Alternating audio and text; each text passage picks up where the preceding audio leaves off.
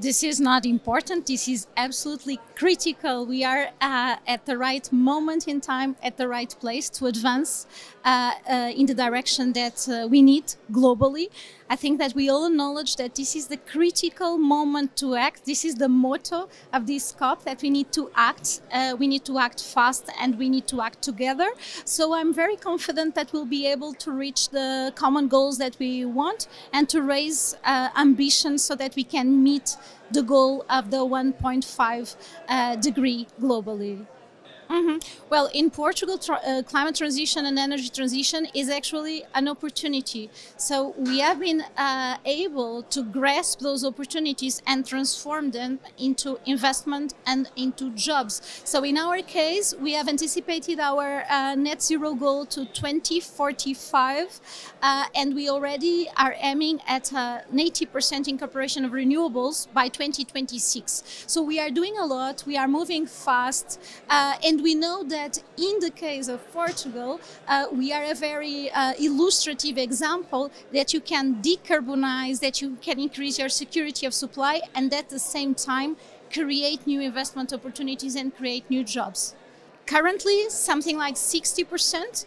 We will be reaching 80% in 2 years' time, because we are moving fast on solar in particular, and we also have an upcoming auction for offshore wind of 10 gigawatt, and this will provide us a very diversified electricity mix that can actually provide the electricity 24 hours, 7 days a week that industries actually need.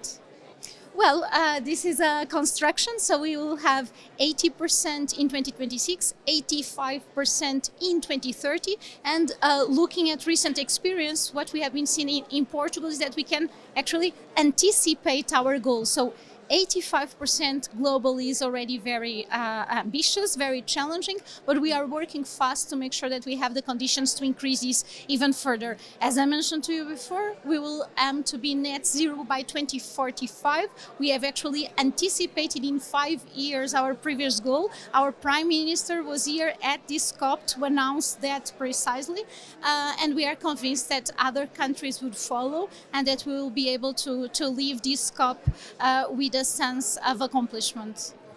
Yeah, well, the COP construction is a process. So it was just last year that the loss and damage fund arose, and now we are here at this COP. Actually, we started this COP with the operationalization of that fund, and with several countries making very large pledges to the fund. And so this actually shows that we know how to work together. We can work together, building, in this case, a new fund that will provide the necessary funding for countries that are particularly vulnerable and that are actually being impacted by very extreme climate events. So it's very important that in the very first day of this COP, we were able to announce that we have done it. We have done it together, collectively, and we have a fund that will be very soon be operationalized, and all the countries are putting forward their pledges. Portugal has already done so, and we have seen many other countries doing the same.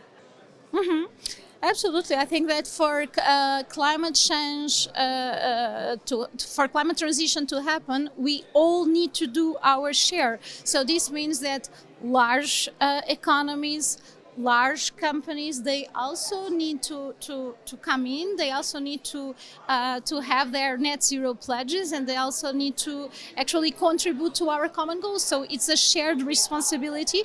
And what we know is that individually, each country should do the highest possible ambition. This is what we should ask ourselves in Portugal. This is what each and every country should ask at home. I think that we have no option. We need to reach them, and this is why we are here for 2 weeks working together from very early in the morning until very late in the evening, precisely because we know that we have a mission and we need to deliver. So 2 days ago, we signed a memorandum of understanding with Morocco, precisely here at the COP, and this memorandum will allow us to move forward on an interconnection, an electricity interconnection between Portugal and Morocco. This is very important to ensure the security of supply of our electricity systems, and it's also very important to lower prices for consumers, and this is should be our main goal in the end. Portugal is involved in many initiatives. So just today, we are part of the pledge for tripling renewables, doubling energy efficiency. I read when I was coming here in the big screens that we are already 123 countries that have signed that pledge. This is very encouraging, and that's why I'm very confident that we will leave this COP with the results that we need.